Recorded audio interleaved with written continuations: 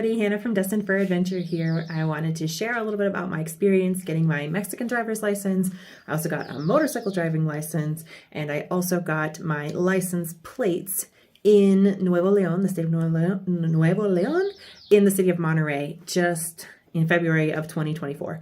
So I wanted to share what that process was, what kind of documents I needed to bring, and so on, so that you can be prepared if that's something you want to do. So first of all, I want to let you guys know that I had already a valid American driver license, but I wanted to convert to a car driver's license in Mexico because my American driver's license was getting ready to expire. And obviously I no longer live there.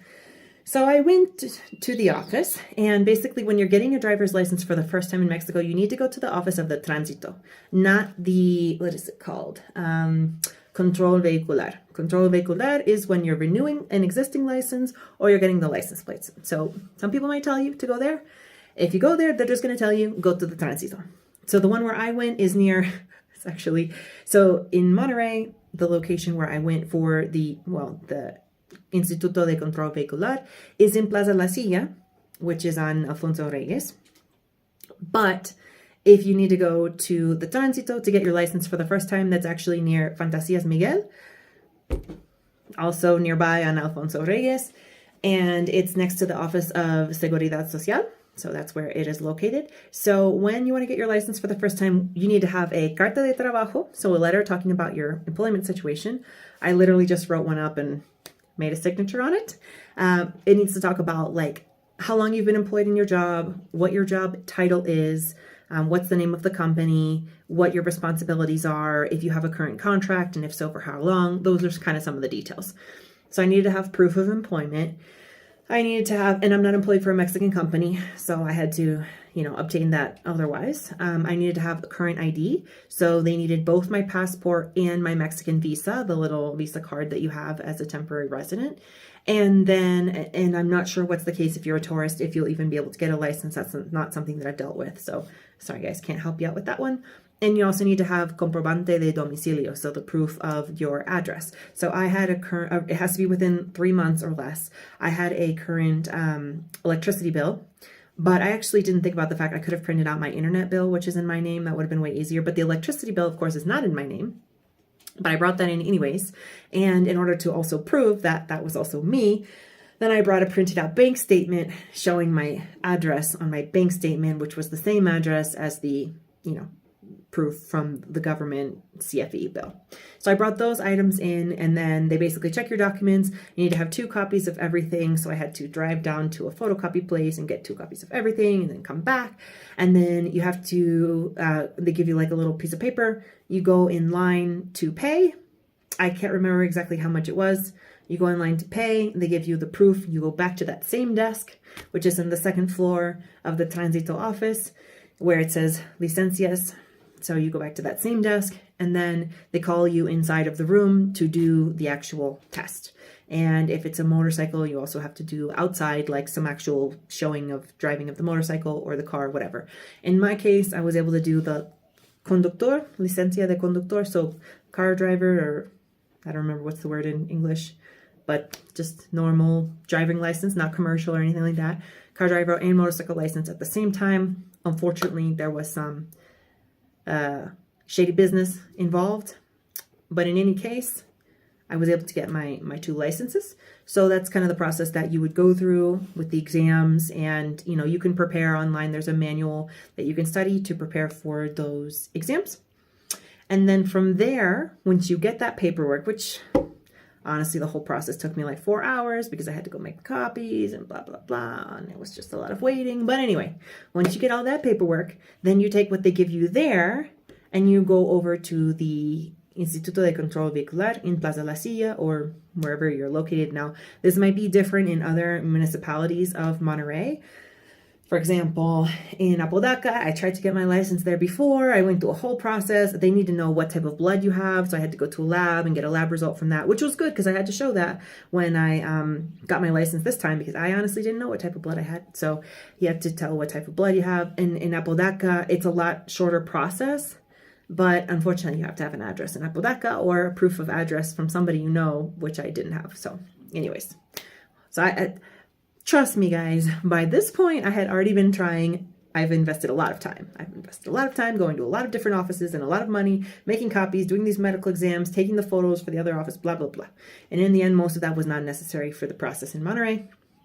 Anyways, right. So I go to the Instituto de Control Vehicular, and the documents they needed there was your comprobante de domicilio, the same proof of address. In this case, they accepted just my electric bill. They didn't need my bank statement. They didn't need a copy of it, just the original with that has been issued within the last 3 months. They needed just my passport. They didn't need my visa. And I can't read my note.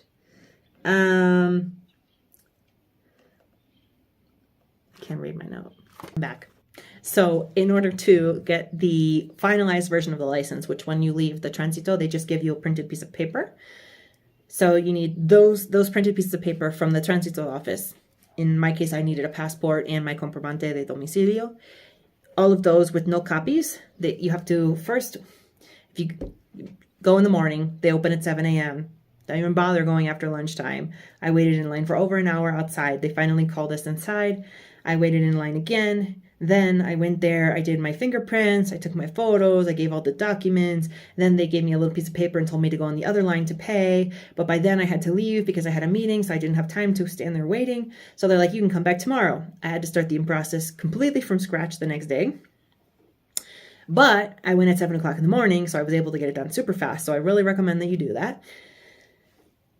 So anyways, so they give you the paper, you go in the line to pay, you get the proof of payment, which you can pay in cash or card in both the Tránsito office and the Instituto de Control Vehicular. Both you can pay with cash or card. I paid with the card and they give me the little proof. And then you go back and stand in the line with the same person that you talked to at the other counter where you did the fingerprints and the photos and so on. And then they're going to give you I think they gave me like some little receipt. And they said, okay, we're going to print the license out now. It's going to be ready in 15 minutes. Go wait outside. We'll bring it out to you. So I said, okay. So then I went back outside and I wanted to get the license plates for my motorcycle. So I asked the lady at the entrance to the Instituto de Control Vehicular, because she checks the documents and lets you know where you need to go. What do I need to do for the license plates? And she said, since they're already issuing the license, you don't have to wait for it. You can get back in line. So I got in a different line for the license plates. And for that, you need the factura original, so the original bill. In my case, I bought the motorcycle new, so I had it directly from the dealership. If it's used vehicle, I would assume you might need titles and things like that, but I cannot speak to that because that was not my situation. So I had the factura original and my license, which of course I didn't have because I was getting it issued right then. But I went in the line and I told the lady, yeah, they're issuing my license. Here's my proof. I just paid right now and everything. They're bringing it. She said, okay. So she just starts typing away. And then the girl brings out my license and she gives it to the lady behind the counter. Motorcycle license, of course, has to be. And then she issues up the plates and she tells me, okay, we're gonna give you the plates, go over there and pay. So I go and pay and then I come back and then she's like, okay, here's the license plate, here's the carta de circulación, like the proof of registration, which is a little card that you have to peel it off and like it comes with a little self-laminating thing. Now that has to be done every year in Mexico and it's every calendar year. So if you buy your vehicle or put your license plates at the end of the year, you got to do it again in January or whenever their office opens up to start doing license plates, which depending on this date could be any time. So I get the license plate, the carta de circulación, and I think it came with one other document, but I can't remember what it is off the top of my head, but the license plates, yeah, the actual carta de circulación. I think it might have been like just like a proof of payment type of thing for the license plates and all of that information.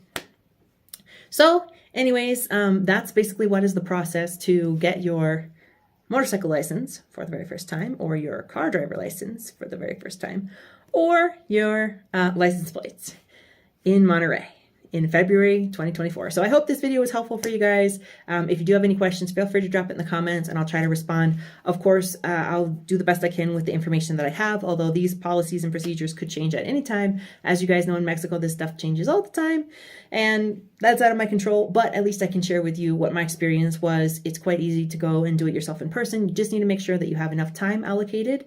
I spent about 4 hours the first 5 or 6 hours the first day and about 1 hour the second day. So if you go early enough to the Instituto de Control Vehicular, you won't have to be in a long line.